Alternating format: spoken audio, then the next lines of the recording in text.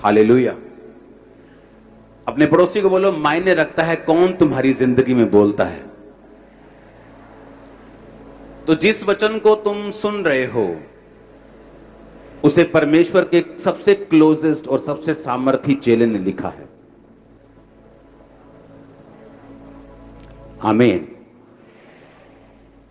क्योंकि मायने रखता है आपकी लाइफ में कौन बात कर रहा है, और उस समय पहचानना कि जो ये बात कर रहा है ये कहां से कर रहा है, किस किंगडम से कर रहा है।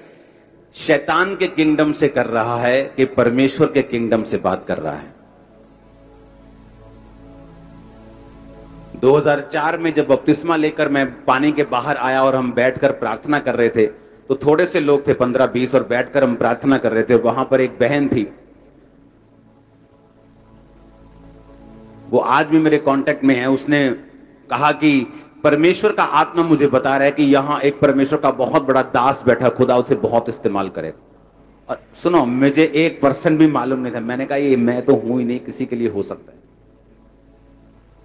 कोई इंटेंशन नहीं थी इस्तेमाल होने की, जस्ट हीलिंग के लिए मैं बैप्टिज्म ले रहा था, हीलिंग के लिए फास्टिंग कर रहा था, हीलिंग के लिए प्रेयर कर रहा था, रोजे रख रहा था। लेकिन वो बात किस किंगडम से निकली थी? वो जीसस के किंगडम से आई थी। जीसस क्राइस्ट एक दिन जा रहे थे और एक चेले ने कहा, परमेश्वर ऐसा कभी ना हो कि तू क्रूस उठाए। जीसस ने कहा, ओ शैतान, मेरे सामने से दूर हो जा। क्योंकि वो बात उस समय परमेश्वर के राज्य से नहीं, शैतान के किंगडम से, शैतान के राज्य से आई थी। आपके आसपास के लोग अगर आपको पहचानना नहीं आता तो कई बार वो ऐसी बातें, ऐसी शैतानी राज्य की बातें आपकी लाइफ पर बो देते हैं और बोल देते हैं, जिसका असर आपकी लाइफ में होता है अगर आप अज्ञान हैं, अगर आपको परमेश्वर के वचनों की समझ नहीं है। ओह, यू आर सो यंग, तुझे तो पढ़ना चाहिए अभी, तेरे तो लाइफ कैरियर बनाने की है, प्रार्थना तो फिर भी कर लेंगे, बुढ़ापे में कर लेंगे। ये शैतान का राज्य बोल रहा है। क्योंकि जैसे ही शैतान को मालूम है अगर आप प्रेयरफुली पढ़ेंगे आप उस डायरेक्शन में जाएंगे जहां परमेश्वर चाहता है। कितने इंटेलिजेंट स्टूडेंट्स हैं जिनका पेपर्स के दिनों में एक्सीडेंट हो जाता है, पेपर्स के दिनों में बीमार हो जाते हैं, पेपर्स के दिनों में भूलना शुरू कर देते हैं, डिप्रेस हो जाते हैं। तब उनकी इंटेलिजेंसी काम नहीं आती, ना बल से ना शक्ति से, बल्कि परमेश्वर की आत्मा के द्वारा, बाइबल कहती है। एक इंटेलिजेंट मैन अपने बिजनेस में फेल है और उससे अधिक मूर्ख व्यक्ति 10 गुना अपने बिजनेस में पास, और वो सोचता है कि ऐसा क्यों? क्योंकि बाइबल कहती है आपको परमेश्वर की जरूरत है। उसके बिना आई गई हर आशीष टेम्परेरी हो सकती है, थोड़े दिनों की हो सकती है, साथ बहुत सारी श्रापों को लेके आई हुई हो सकती है।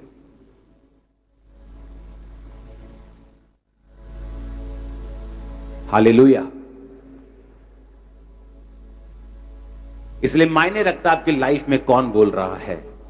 मैंने यूट्यूबर्स देखे हैं, पैसा पैसा पैसा, गाड़ी खरीद ली, एक दिन उसी गाड़ी से एक्सीडेंट हो गया, मर गए। क्योंकि वो गाड़ी तो ब्लेसिंग है, लेकिन बाइबल कहती है जो ब्लेसिंग यहोवा देता है उसके साथ वो दुख नहीं मिलाता, उसके साथ वो पेन्स नहीं मिलाता। अगर आज का वचन आप समझ गए तो आपकी लाइफ चेंज होगी यीशु के नाम में।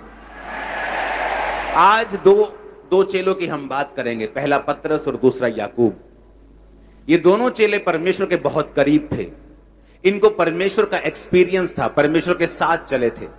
जब लंगड़े चलाने होते थे जब, तो चेले 12 होते थे, लेकिन जब मुर्दा को जिलाना होता था, कई बार जैसे 12 साल की लहू बहने वाली औरत को परमेश्वर ने चंगा किया, तो एक आराधनालय का सरदार यीशु मसीह के पास आके बोलता है कि परमेश्वर मेरी 12 साल की बेटी मरने पे है, आ और उसे चंगा कर, हाथ रख।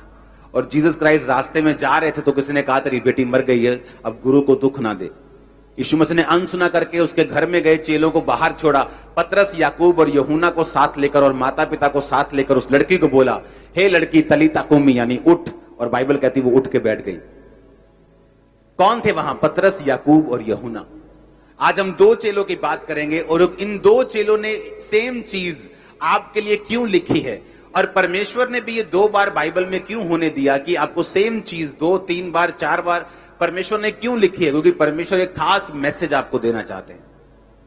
और अगर ये खास मैसेज आप समझ गए, क्योंकि आपकी लाइफ इस पे निर्भर करती है, क्योंकि जब आप रास्तों में जाते हैं तो पुल आते हैं।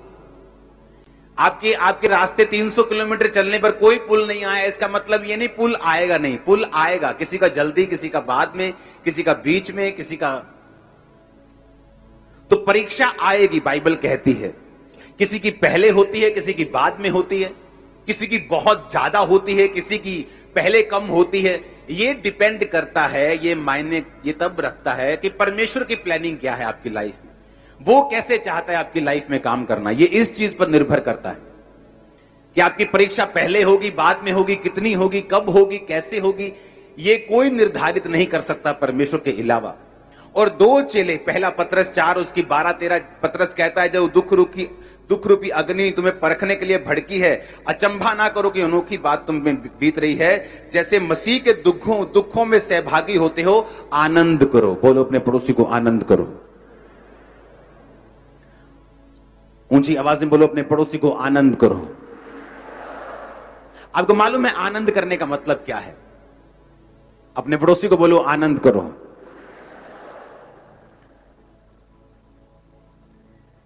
कौन कह रहा है आनंद करो? पतरस कह रहा है आनंद करो, कह रहा पार्टी करो, खुशी मनाओ, दुखी मत हो। और दूसरा चेला जो इसी की तरह सामर्थी था और परमेश्वर के सबसे करीब था, वो था याकूब। 1 उसकी 2 से 10 में लिखा, हे भाइयों, जब तुम नाना प्रकार की परीक्षाओं में पढ़ो तो इसको पूरे आनंद की बात समझो। ये भी कह रहा है आनंद की बात समझो, पतरस भी कह रहा है आनंद की बात समझो। यानी जब तुम्हें कोई परीक्षा पड़ जाए, वो परीक्षा क्या हो सकती है मैं नहीं जानता। मेरी लाइफ में कुछ और थी, वो बीमारियां थी, वो अटैक थे, वो डिप्रेशन था, वो विरोध था, वो कई तरह की चीजें थी। मेरी कॉलिंग बड़ी थी, परीक्षाएं बड़ी थी। आपकी कॉलिंग के हिसाब से, आपके फ्यूचर के हिसाब से, आपकी प्रिपरेशन, आपकी बुलाहट के हिसाब से परमेश्वर आपको परीक्षाएं देता है। लेकिन प्रॉब्लम यह है कि जब परीक्षा आती है तो विश्वासी का जो नेचर है वो कैसा है, ये मायने रखेगा कि वो परीक्षा में पास होगा कि परीक्षा में फेल होगा, या डिले होगा, या कंपार्टमेंट आएगी, या सप्ली आएगी, या कब उसकी क्लास क्लियर होगी। ये आपके नेचर और परमेश्वर के वचन की नॉलेज जो आपको है उस पर निर्भर करता है। अब एक परमेश्वर का दास जिसने लंगड़ों को चलाया, मुर्दों को जिलाया, वो कह रहा है कि जब तुम परीक्षा में पढ़ो तो कहता कोई अचंभी बात मत समझो कि मैं ही, मेरे साथ ही ऐसा क्यों हो रहा है, मैं ही ऐसा क्यों हूं, मेरे साथ ही ऐसा क्यों, दूसरे के साथ ऐसा क्यों नहीं। कहता मत समझो कि कोई अचंभी, कोई अनोखी बात तुम पे बीत रही है, पर कहता जैसे मसीह में के दुखों में सहभागी होते हो, आनंद करो। और याकूब कह रहा है कि जब तुम नाना प्रकार की परीक्षाओं में पढ़ो तो कहता पूरे आनंद की बात समझो। क्यों? ये चेले परमेश्वर के हमें आनंद करने के लिए क्यों कह रहे हैं? कोई आपके पास आके बोले, ओह मुझे ये कैंसर का रोग है, आप बोलो जाओ पार्टी करो, जाओ आनंद करो। वो बोलेगा मार खानी है क्या तुमने? मैं कह रहा हूं कि मेरे घर में प्रॉब्लम हो गई, मैं कह रहा हूं कि मेरे ये हो गया, वो हो गया, तुम कह रहे हो आनंद करो। पर उसका कंडीशन ये है, इफ शर्त ये है कि वो परीक्षा आपके पाप के कारण नहीं होनी चाहिए। जैसे दाऊद की जिंदगी में बैतशेबा के साथ पाप के बाद जो परीक्षा आई, वो परीक्षा परमेश्वर की ओर से नहीं थी। जो पहले उसकी जिंदगी में हो रहा था, जो शाऊल उसके पीछे पड़ा था, वो परमेश्वर की ओर से था। कितने मेरी बात को समझ रहे हैं? अब दो चेले कह रहे हैं कि आनंद करो। क्यों ये हमें आनंद करने के लिए बोल रहे हैं?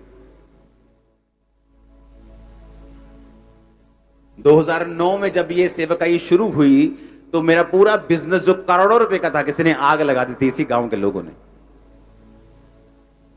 तो अगर मैं वचन उस समय पढ़ता यही पतरस का, तो पतरस कहता आनंद करो, तो मैं सोचता नहीं, पतरस को कुछ दवाई की जरूरत है। ये मुझे कह रहा है मेरा बिजनेस जल गया, करोड़ों रुपए का नुकसान हो गया। यही बिजनेस की तो मैं गवाही देता था, यही बिजनेस की गवाही देकर तो मैं लोगों को समझाता था कि मसीह में आओ। अब यही बिजनेस जल गया तो मेरे पास कोई गवाही नहीं है। अब मेरी हीलिंग की गवाही बची है, और वो भी शैतान मेरी हीलिंग से भी फाइट करता रहता था, ताकि मुझे ये महसूस होता रहे कि तेरे पास अभी कुछ नहीं है, तेरे पास 5 साल हो गए अभी कुछ नहीं है, बिजनेस भी था वो भी चला गया। तो मेंटल टॉर्चर करने की वो कोशिश करता था, मेंटली आपसे क्वेश्चन करने की कोशिश करता है, आपको सवाल पैदा करता है। यीशु मसीह की जो प्रेजेंस है, उसकी जो ग्लोरी है, उसकी जो होंद पंजाबी च कहते, उसके ऊपर वो सवाल पैदा करता है कि वो है कि नहीं। क्योंकि तुम्हारे पास बिजनेस था, वो जल गया, अब सेहत है और वो उसके साथ भी मैं फाइट कर रहा हूं, तुझे मैं हीलिंग लेने नहीं दूंगा। तो ऐसा लगता है कि क्या सचमुच परमेश्वर है भी या नहीं।